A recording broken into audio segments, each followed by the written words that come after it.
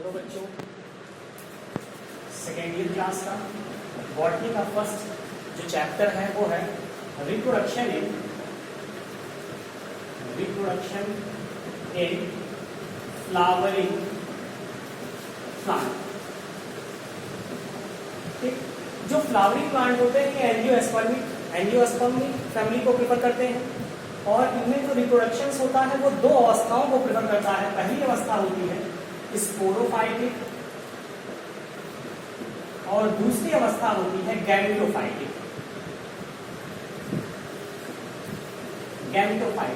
जो स्पोरोफाइटिक अवस्था होती है टर्म पहले ही बता रहा है कि स्पोर्स यानी ऐसी अवस्था जिसमें क्या हो, जो प्लांट हो वो स्पोर्स बियर करे, और दूसरी अवस्था ऐसी हो जिसमें प्लांट क्या करे, गैमेट बियर करे। यानी जब पौधे में बीजाणु बनने की प्रक्रिया होती है तो वह प्रक्रिया क्या कहलाती है, बीजाणुविद अवस्था। और जब उनमें गैमेट यानी युग्मक बनने की प्रक्रिया होती है तो यह प्रक्रिया क्या कहलाती है, युग्मकोद्भिद अवस्था। इन दोनों को सम्मिलित रूप से अगर हम एक साथ कहते हैं तो यही कहलाता है अल्ट्रेशन ऑफ जनरेशन, या आप हिंदी में कह सकते हैं पीढ़ी एकांतरण। Alteration of generation. अब किसी भी प्लांट में पीढ़ी एकांतरण की जो प्रक्रिया होती है उस प्रक्रिया में क्या होता है, एक बार स्पोरोफाइट से गैमेटोफाइट और फिर गैमेटोफाइट से स्पोरोफाइट, यानी ये प्रक्रिया एक के बाद एक कंटिन्यूअस चलती रहती है। और इसी कंटिन्यूअस प्रक्रिया को ही हम क्या कहते हैं, अल्ट्रेशन ऑफ जनरेशन, पीढ़ी एकांतरण। अब किसी भी एंजियोस्पर्मिक प्लांट के जीवन इतिहास में कुछ स्टेजेस आती हैं, यानी स्टेज इन लाइफ हिस्ट्री,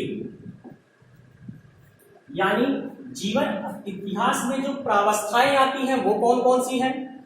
सबसे पहली चीज होती है कि कोई भी प्लांट हो, सारे प्लांट्स माइक्रोस्पोरेंजियम बियर करते हैं और उसमें एक प्रोसेस होता है, इसे कहते हैं माइक्रोस्पोरोजेनेसिस। या तीन टर्म से मिलकर बना होता है। पहला टर्म होता है माइक्रो। टर्म माइक्रो का मतलब होता है स्मॉल, स्पोर यानी गैमेट, और जेनेसिस मीन्स टू सेंसिस। तो टू सेंसिस यानी ऐसे प्लांट, ऐसे गैमेट जहां क्या हो, ऐसी चीजें जिसमें क्या हो, स्मॉल गैमेट की सेंसिस हो, तो वो प्रोसेस क्या कहलाता है, माइक्रोस्पोरोजेनेसिस। जो माइक्रोस्पोरोजेनेसिस होता है यह पाया जाता है मेल फ्लावर के लिए, और मेल फ्लावर में इस प्रक्रिया के फलस्वरूप क्या बनते हैं, माइक्रोस्पोर बनते हैं। इन्हें पॉलन भी कहते हैं। दूसरा टर्म होता है मेगा स्पोरोजेनेसिस। टर्म मेगा का मतलब होता है large, spores gamete genesis to सेंसिस, यानी जब क्या हो, लार्ज गैमेट की सेंसिस हो तो यह प्रक्रिया क्या कहलाएगी, मेगा स्पोरोजेनेसिस। ये जब भी होगा फीमेल पार्ट के लिए होगा, फ्लावर में फीमेल पार्ट के लिए होगा। इसके फलस्वरूप क्या बनेगा, ओवम का फॉर्मेशन होगा, जिसे ओव्यूल भी कहते हैं। इन दोनों प्रक्रियाओं के बाद तीसरी प्रक्रिया होती है पॉलिनेशन।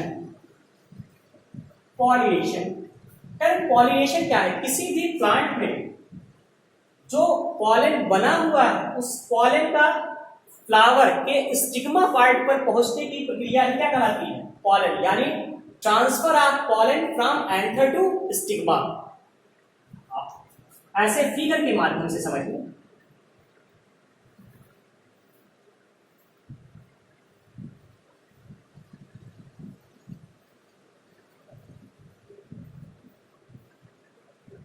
ये हिबिस्कस के फ्लावर है। हिबिस्कस के फ्लावर में ये जो आपका पार्ट है ये मेल पार्ट, और ये जो पार्ट है ये फीमेल पार्ट है। ये पार्ट कहलाता है स्टिग्मा। जो स्टिग्मा पार्ट होता है किसी भी फ्लावर के केस में, जो स्टिग्मा होता है इसे हिंदी में कहते हैं वातिका। इसका काम होता है पॉलन को रिसीव करना। जब पॉलन इस एंथर से निकलकर इस स्टिग्मा पार्ट पर पहुंच जाता है और यहां से जर्म ट्यूब बनाना शुरू करता है तो पॉलिनेशन की प्रक्रिया संपन्न होती है, और यही चीज क्या कहलाता है, पॉलिनेशन, परागण। अगला होता है इसके बाद की प्रक्रिया होती है फर्टिलाइजेशन।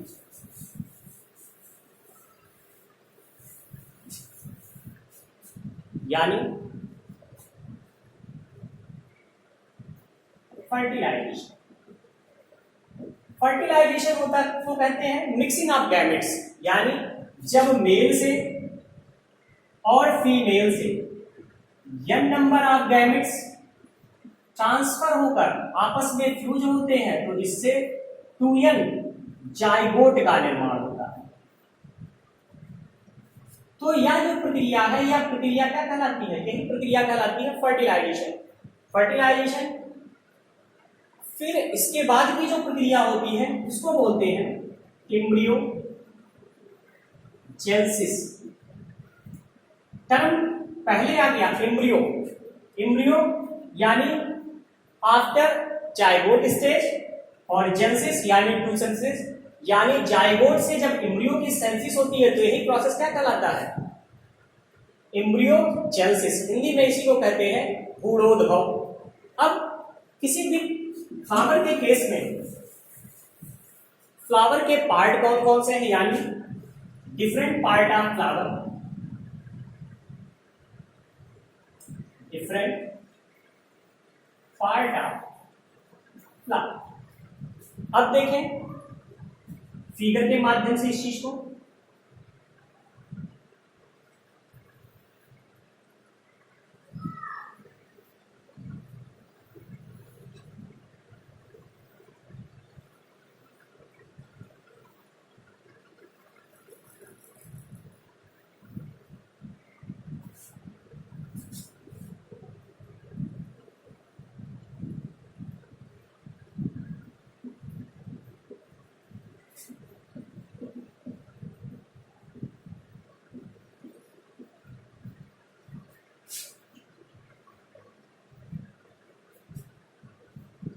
अब सबसे पहली चीज होती है कि किसी भी फ्लावर के केस में जो पार्ट है वो कौन कौन से हैं, कौन से पार्ट मेल है और कौन से पार्ट फीमेल है।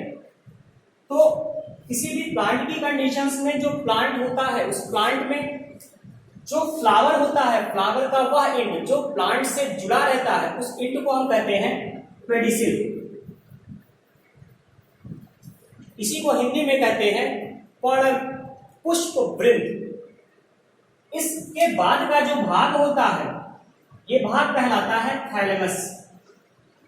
या जब भी होता है कुछ फूला हुआ दिखाई पड़ता है इसे अग्रस्त या पुष्पासन भी कहते हैं। इसके बाद एपिकैलिक्स के पार्ट आते हैं जो कुछ ही फ्लावर में होते हैं। चूंकि यह हिबिस्कस का फ्लावर है, इसे कंप्लीट फ्लावर कहते हैं, इसलिए यह पाया गया, बट यह कंपल्सरी नहीं होता कि यह सभी पुष्पों में पाया जाए। फिर एपिकैलिक्स के बाद एपिकैलिक्स, इसके बाद होता है कैलिक्स। कैलिक्स इसको बोलते हैं बाह्य दल पुंज।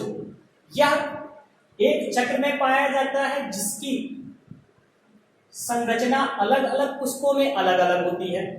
यह हरे रंग में दिखाई देता है। देन करोला, इसे दलपुंज भी कहते हैं, इसी को पुष्पों की पंखुड़ियां भी कहा जाता है। ये दोनों एसेसरी फ्लावरिंग पार्ट होते हैं, यानी पुष्प के अन्य सहायक अंग होते हैं जिसके द्वारा किसी वेक्टर को पॉलिनेशन के लिए अट्रैक्ट किया जाता है। इसके बाद का जो पार्ट होता है ये पार्ट होता है एंथर। इस पार्ट का काम होता है यहां से पॉलन का फॉर्मेशन होता है। ये मेल पार्ट माना जाता है किसी भी फ्लावर को। और ये जो होते हैं ये होते हैं स्टिग्मा। हिंदी में कहते हैं इसको वात्रिका।